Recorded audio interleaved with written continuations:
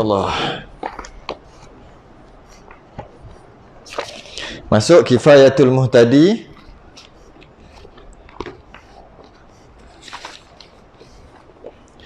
Kifayatul muhtadi. Kesuat apa? Dah ada ni tanda ni.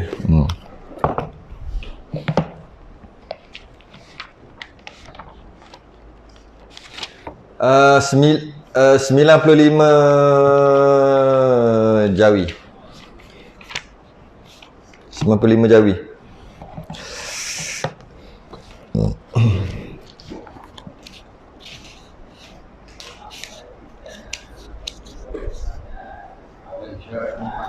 Dan syarat keempat. Qala Rumi. 121. Qala ma'alif rahimahullah ta'ala.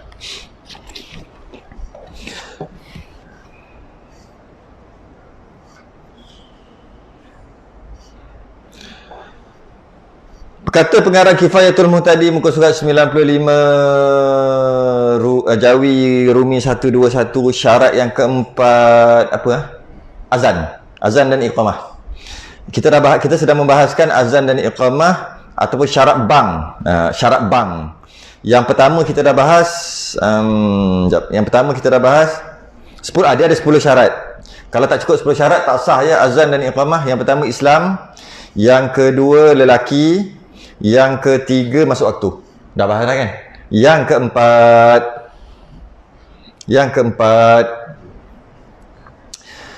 dan syarat yang keempat, syarat sah azan dan iqamah yang keempat, tertib yang dahulu didahulukan, yang kemudian dikemudiankan pada sekalian kalimahnya, seperti lafaznya yang lagi akan disebutkan. Alah, kita tahu dah, tak payah sebut pun, takkan nak kerti kan. Allahu Akbar, Allahu Akbar, Allahu Akbar, Allahu Akbar, asyhadu an la ilaha illallah, asyhadu anna Muhammadar Rasulullah. Tu tertib tu yang lagi akan disebutkan. Maka jika ditinggalkan tertib dan jika dengan lupa sekalipun, tiada sah bangnya dan iqamahnya, tak ikut tertib. Tertib ada dua. Yang pertama tertib dalam ayat tu. Allahu Akbar, Akbarullah, terbalik.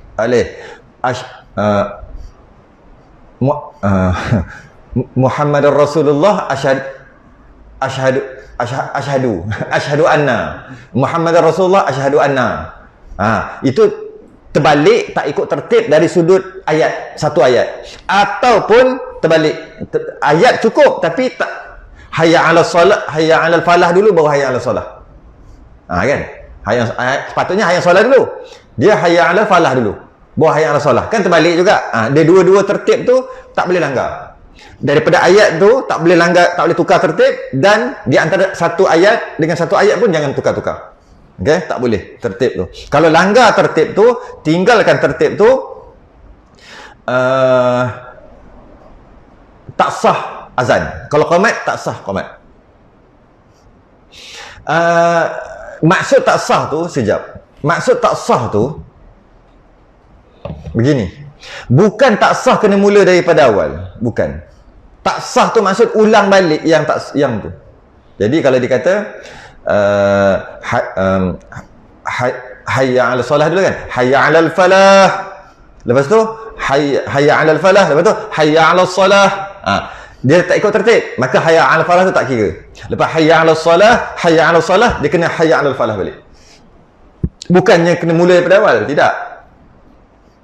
Lainlah dah habis azan, tadi engkau bertukar, terbalik kuang habis lah kau tadi. Yang itu dah habis, memang kena mula pada awal lah. Ataupun kalau satu ayat tu Muhammadar Rasulullah, asyhadu anna, kata lagi tu kan, Muhammadar Rasulullah, asyhadu anna, gitu, terbalik itu. Maka yang tak sah tu ayat tu aja. Jadi dia perlu ulang asyhadu anna Muhammadar Rasulullah. Bukan ulang daripada awal. Sebab baru je lepas langgar tertib tadi. Habis, itu je lah. Dan syarat yang kelima, bagi keduanya itu mualat tu berturut-turut, yakni berturut-turut segala kalimahnya. Dan maka jika ditinggalkan dia, dan jikalau dengan lupa sekalipun, tiada sah keduanya. Dia mualat pun ada dua. Satu di antara kalimah dengan kalimah. Yang kedua, di antara ayat, satu ayat dengan satu ayat. Sama juga. Contohnya, asyhadu anna, itu dia berhenti kejap. Muhammadar Rasulullah, putus mualat. Macam mana caranya? Asyhadu anna Muhammadar Rasul. Sekali lagi. Sebab kenapa berhenti asyhadu anna, berhenti kat situ? Masa tu dia tak ada kadar berapa saat ke, tak ada. Dia agak-agak je. Dia asyhadu anna Muhammadar Rasulullah, macam tak panjang lagi ya. Itu agak-agak je lah. Uruf. Ataupun asyhadu anna Muhammadar Rasulullah. Lepas tu senyap lama. Sampai kata, habis lah azan ni. Lama tu. Tiba-tiba je asyhadu anna Muhammad sekali lagi. Putus mualat juga, mula daripada awal. Sebab putus mualat ni, mula daripada awal. Putus mualat, mula daripada awal balik. Di antara kalimah dengan kalimah, ataupun di antara satu ayat dengan satu ayat, jangan putus mualat, jangan lama sekejap, tak ada kadar, tak ada angka yang nak letak saat-saat, agak-agak ikut uruf. Kalau kata lama, gitu.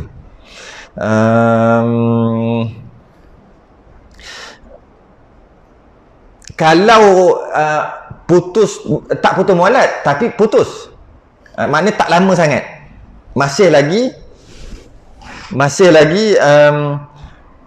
sah lah. Maksudnya asyhadu anna Muhammadar Rasulullah, rasa boleh lagi tak? Okey, hukumnya makruh. Walaupun sah azan, tak perlu ulang, tapi hukumnya makruh. Sebab tak putus mualat tapi berhenti. Apa pasal berhenti? Okey. Macam minum air ke? Sama juga. Dia pergi minum gok, lepas tu dia sambung. Biasanya dah habis satu ayat lah. Hayya 'alas salah, dia minum. Minum, lepas tu hayya 'alas salah kali dua. Dan jarak tu agak lama. Lama pun tak adalah, ikut uruf. Agak-agak, maka putus mualat. Tapi kalau setakat minum air tak putus kot. Takkan minum gok kan. Minum gok tu buat bunyi, bukan bunyi. Dia suara hilang. Dia tengah azan ni, dia punya suara hilang. Jadinya contohnya hayya 'alas salah, lepas tu suara hilang. Jadinya dia tak ada kalisan suara lah. Jadi dia lepas tu baru dalam 2 minit lah, dalam 2 saat lah, 3 saat baru ada yang baru suara dia ada balik. Masih lagi tak putus 2-3 saat. Jadi sekarang ni 2-3 saat, sengaja ke tak sengaja ke, tak putus mualat. Itu satu. Cuma jika tak ada sebab, makruh kan sebut tadi. Tapi kalau ada sebab, tak makruh lah. Kalau macam tadi, tak makruh lah. Rasanya bukan 2-3 saat, 5 saat masih lagi tak putus mualat. 5 saat betul tak? Hayya 'ala, itu diam. Hayya 'ala, solah tu tak bunyi lagi. Hayya 'ala, itu diam.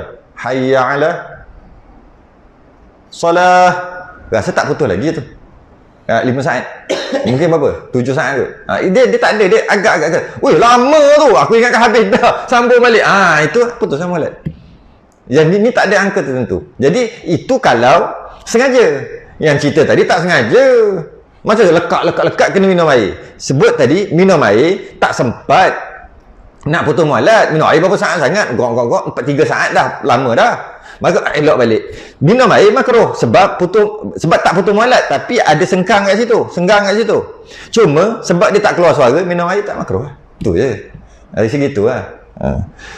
Dari segi tak putus. Kalau setakat minum air, setakat gitu, batuk, betulkan balik dia punya tu. Kenapa tu? Sebab tak keluar, nak macam mana? Lama tak? Tak lama. Tak putus mualat, tak putus, tak lama lagi. Okey lagi. Maka tak makruh lah. Dan teruskan. Tapi kalau sampai putus mualat, walaupun tak sengaja, tetap putus juga. Berapa lama dah? 30 saat berhenti. Sebab masalah.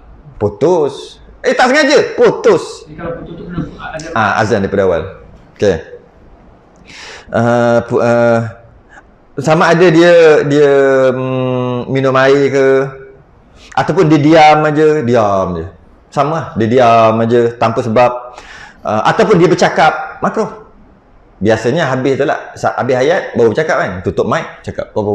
Dan yang tak putus ni, bercakap 3 saat, 4 saat, sambung balik, makruh. Okay. Tapi kalau bercakap-cakap sampai berapa, agak 10 saat, putus mualat dan mula daripada awal. Ataupun dia tertidur ke. Dalam kitab Sabilal ada cerita tidur. Tertidur kejap. Tak putus. Makruh. Kejap tu yang tadi tu lah, berapa saat? Terlelap lah, bukan tidur. Kan? Kalau tidur tu, kalau 10 saat, 10 saat tu mungkin putus dah, lama sangat, melampau 10 saat. Tu kadang-kadang kita tengok, sebenarnya dengan azan, sampai kan, dia macam tak habis lagi je. Lepas tu, baru sambung. Lama dia berhenti. Mungkin 10 saat kot. Macam hayya ala salah, hayya ala salah. Itu berhenti lama. Belum lagi. Berapa saat dah? Belum lagi. Hayya ala falah. 10 saat ada kot. Rasa macam dah melampau lama. Buat apa? Tak, itulah. Kalau nak tengok agak lama kan. Jadi kita kata putus mualat. Cuma dia tak ada saat yang tertentu, dia agak-agak ikut uruf. Kalau tanya 100 orang, lama tak dia berhenti? 90 orang kata lama. Okey, 10 orang kata tak lama pun. Maka putus mualat. Dia umpama gitulah. Bukan suruh buat bancian pun. Kalau sekadar sekejap-sekejap dia pergi buka suai kipas ke, buka suai aircon ke, hayya 'alas salah. Terlupa. Nanti kan terlupa pula. Keluar. Tek. Hayya 'alas salah. Makruh. Tapi kalau lama sangat macam tadi, putus mualat, mula daripada awal. Pernah tengok tu. Dia azan kat luar je, kat situ je. Dia tugas dia kot buka aircon apa. Tengah-tengah tu panas. Asyhadu anna Muhammadar Rasulullah, panas. Masa tu dia pun pegang asyhadu anna Muhammadar Rasulullah. Jadinya dia tak wajib duduk satu tempat lah, dia boleh bergerak. Boleh bergerak dari segi untuk sahkan azan tu. Tak ada masalah bergerak. Tapi dari segi makruh ada. Makruh lah bergerak. Makruh ada. Dari segi sah tak ada masalah bergerak. Buka tingkap ke apa ke. Satu lagi azan duduk, makruh kan? Samalah juga tadi. Duduk kenapa? Masalah kaki. Tak adalah makruh, dah sakit, uzur. Maksudnya duduk saja, dia azan duduk. Makruh. Azan duduk. Dia azan berdiri. Dia punya mualat ni macam ni. Mualat dia macam ni. Senang je, macam kahwin. Nikah. Aku terimakan, dia kena mualat. Aku nikahkan kau dan kena mualat. Aku terima nikah. Jaganya sampai satu nafas tu. Kesian. Saya bukan perlu satu nafas. Aku terima nikahnya, bukan.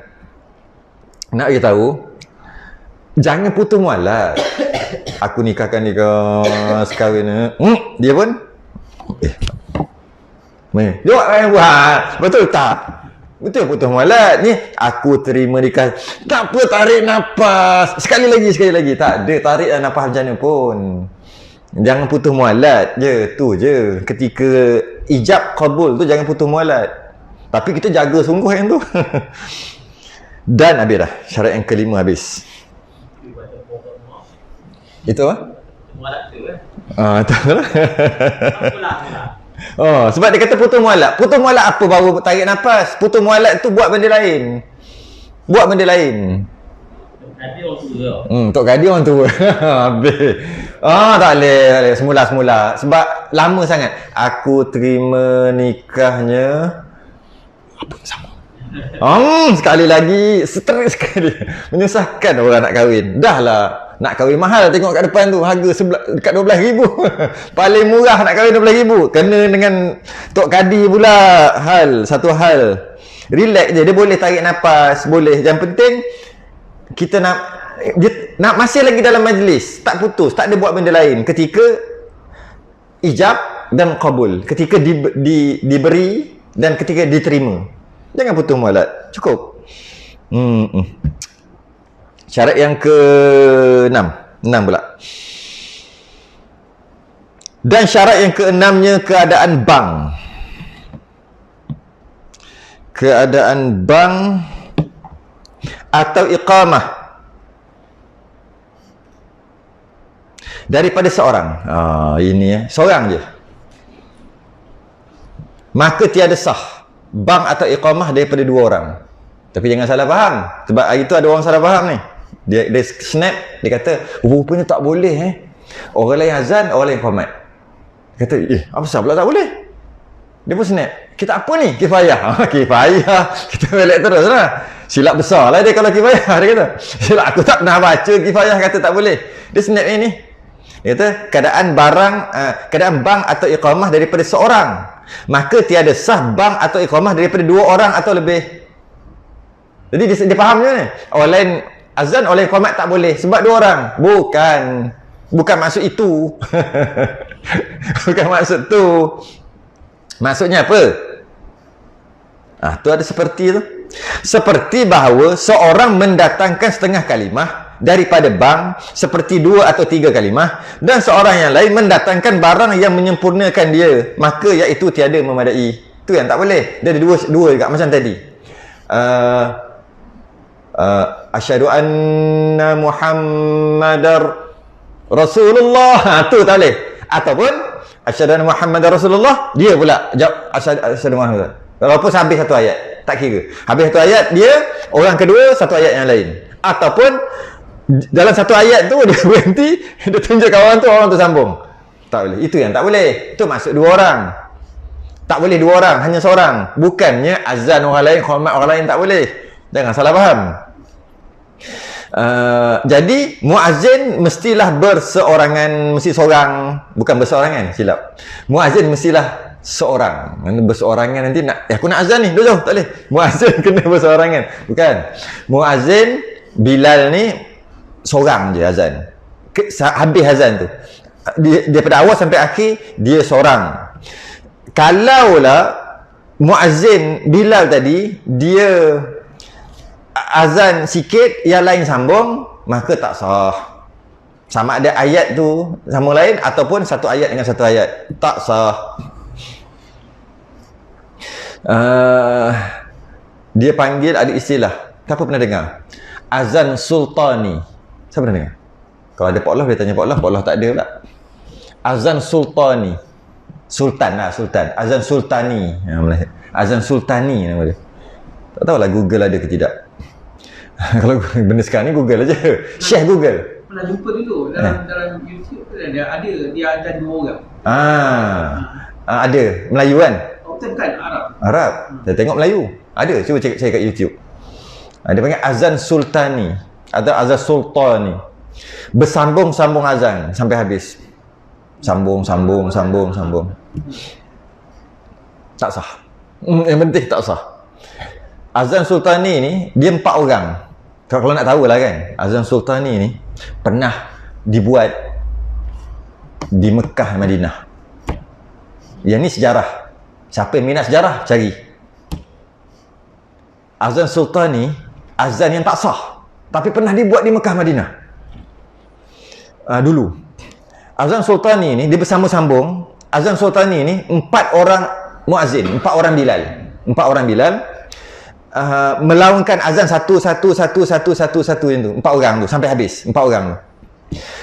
Dia pernah tak ingat ada khalifah apa tah, ada satu khalifah Islam lah waktu zaman tu, dia yang buat tu, dia yang mula, siapa tah nama, dia yang mulakan dulu, dan dibuat bertahun-tahun, berpuluh tahun ke beratus tahun tah, berpuluh kot, bertahun, sehingga dibatalkan pada tahun 1400 Hijrah. Sekarang 1444, maknanya baru 44 tahun lepas baru dibatalkan. Sebelum tu ada azan sultani azan 4 orang. Akhirnya dibatalkan sebab ulama-ulama dah fatwa apa semua, tak sah. Tapi dulu saya ingat kalau ni ada mazhab lain gunakan. Tadi tak ada mazhab lah.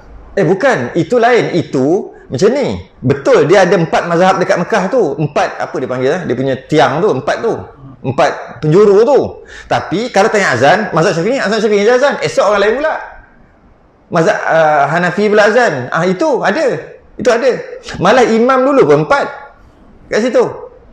Tapi berasingkan, bukan sekaligus. Asing-asing.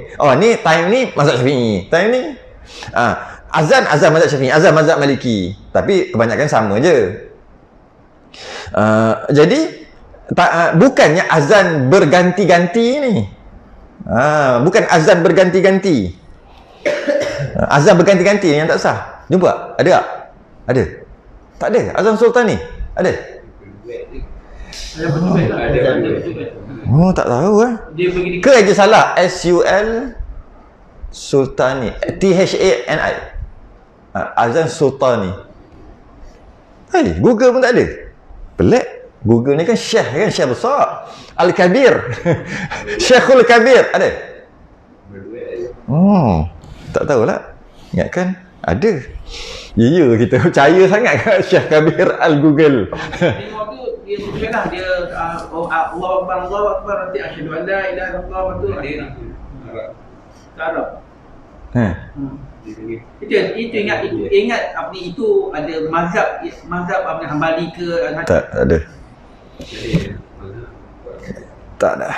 Semua seorang sebab dia panggil ibadah badani dia panggil. Dia ibadah ni dia ada ibadah berkumpulan macam korban. Dia bukan ibadah badani. Badani badan. Dia ada ibadah macam sembahyang ibadah badan. Azan ni ibadah badan. Ibadah badan dia tak boleh share. Dia panggil ibadah badani. Dia tak boleh share. Tapi ibadah-ibadah lain ni boleh share, ada share. Yang bukan badan. Bila badan dia tak boleh share. Tak boleh share. Jadi memang tak boleh. Tak ada. Sejarah tu pun tak ada dekat Masjid Haram, Masjid Nabawi. Wish. Tak ada. Ish. Tak kerti cari tu. Pak Wah tak ada. Pak Wah ada baru jumpa. Okey. Kalau azan ni tengok orang Melayu. Dia azan. Dia apa dia panggil? Bersahut-sahutan. Azan bersahut-sahutan. Macam mana? Dia ada lagu kan, azan ni dia ada lagu dia. Bila dia ni bagi apa? Key tu, dia ni sambung kan. Dia ada 3-4. Nak sebut pun kita tak kerti sangat. Dia ada dia punya tu kan. Dia bagi atas sikit, yang ni sambung, pum atas lagi. Dia ni lagi bagi atas, dia ni sambung lagi atas sampai tak habis, tak cukup suara. Tak sampai. Memang sedap. Dia dalam YouTube tengok Melayu. Melayu di Tanah Arab. Tak, Melayu di sini. Di mana? Di KL. Tak sah.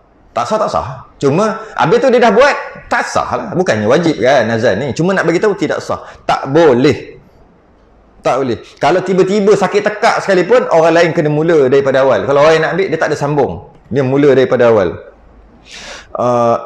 Dekat TV apa gitu ada dulu lama dah dia ada. Tapi dia bukan buat berganti-ganti. Tak tahulah macam mana. Mungkin dia buat 3-4 orang azan. Lepas tu dia edit, dia letak hayat al-salah orang ni. Adalah tengok kat TV dulu. Ada kan? Cuma tak pasti sama ada memang ramai-ramai azan gila-gila ataupun kan kadang-kadang dia orang seorang-seorang dia buat. Artis yang azan tu dia buat seorang-seorang. Lepas tu dia edit lah. Hayat al-salah dia letak kawan ni, padahal semua kan. Tak tahulah mana satu. Cuma perbuatan tu tak elok lah, walaupun tak ada salah pun. Cuma orang tengok, boleh ganti-ganti, nanti dia buat kat masjid. Takut gitu lah. Kan? Yang boleh macam ni, ini pernah berlaku juga. Yang mana macam mana? Dia berazan ramai-ramai, 7 orang serentak. 1, 2, 3 ke apa? 3, 4 Allahu Akbar, Allahu Akbar, ramai. Itu boleh. Sebab itu bukan berganti-ganti, itu apa? Berpadu suara. Maksudnya itu berpadu suara. Yang tak boleh pass baton. Cepat. Aku pula. Pak lari. Allah, aku pula. Itu yang tak boleh. Tak boleh. Tapi kalau ramai-ramai, kenapa ada? Memang ada terjadi. Dulu kan speaker mana ada. Jadi macam mana nak sampai jauh? Jadi jom kita azan 3 orang. 7 orang. 1, 2, 3. Allahu Akbar. Ataupun halau hantu. Halau hantu-hantu duk main. Jadi ramai-ramai sekaligus. Itu tak apa. Apa tadi? Berkumpulan. Yang tak boleh pass baton, berganti-ganti. Itu tak boleh. Tak boleh dengan maksud tidak sah. Dia tak sama dengan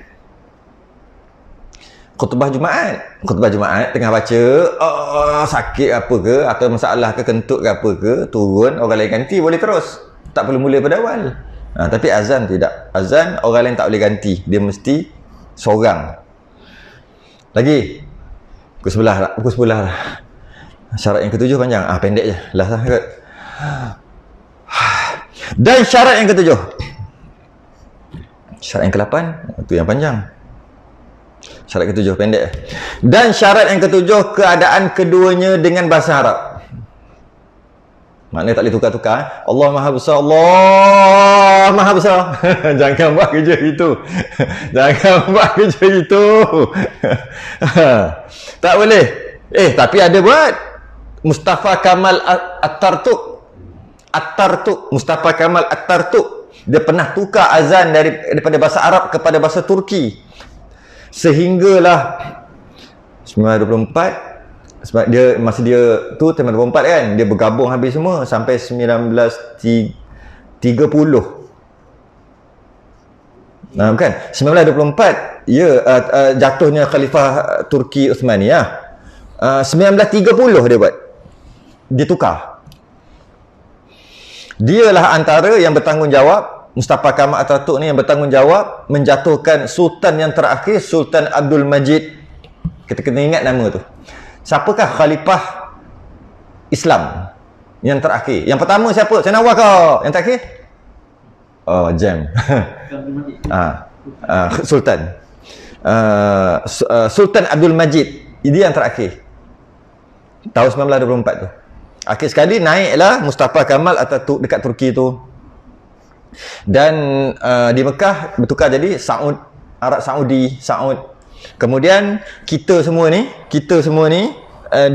yang di bawah jajahan Islam lah asalnya kan. Macam Aceh apa semua ni kan, bawah jajahan Islam, termasuklah Melaka semua, ataupun Kedah tua Kedah tu. Semua ni akhir sekali berpecah. Pecah macam mana? Disempadankan oleh orang kafir. Perancis apa dia panggil? Perjanjian Perancis tu, benda lah. Tak ingat dah. Jadi maka dia pun kata, okey, Belanda engkau sini, British engkau sini. Itu yang kita kena jajah. Macam Filipina apa?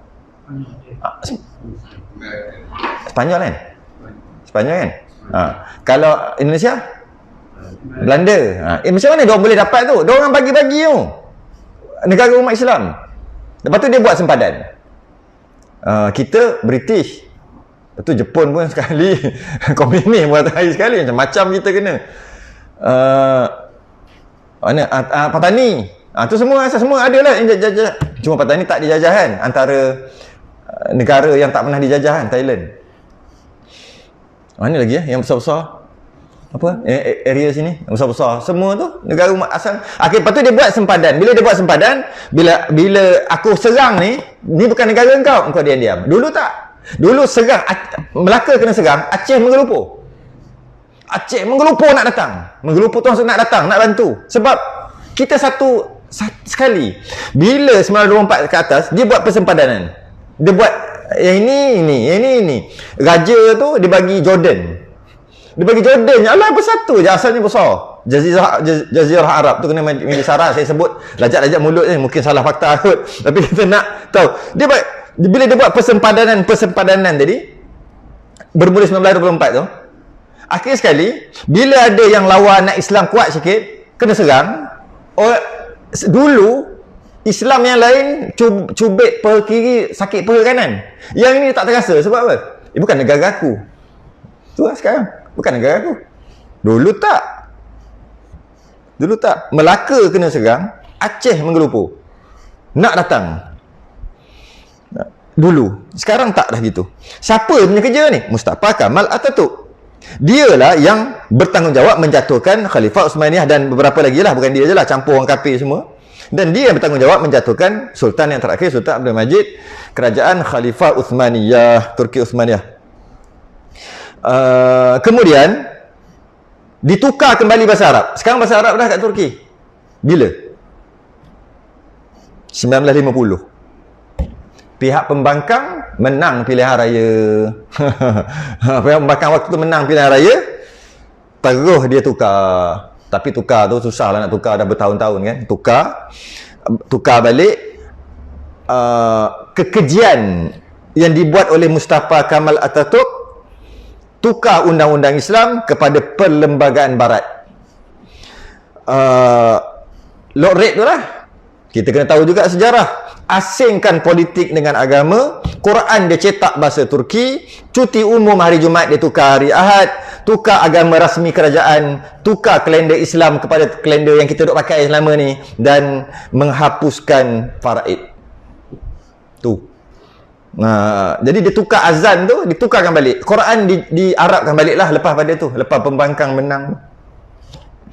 Jadi kalau kita tengok, ada ciri-ciri ini, itu sebenarnya daripada kafir sanyalah. Dia yang bawa. Ada ciri-ciri tu dekat kita. Elok-elok perlembagaan Islam ada, kita sibuk dengan perlembagaan lock rate. Tak siapanya lock rate tu sunat ke tak lock rate? Agak sunat lock rate. Tak sunat. Kita lah, itulah kita. Cukup setakat tu. Tak boleh, bahaya, panas ni. Zaman-zaman musim-musim ni panas. Bahaya. Musim-musim ni. Tunggu.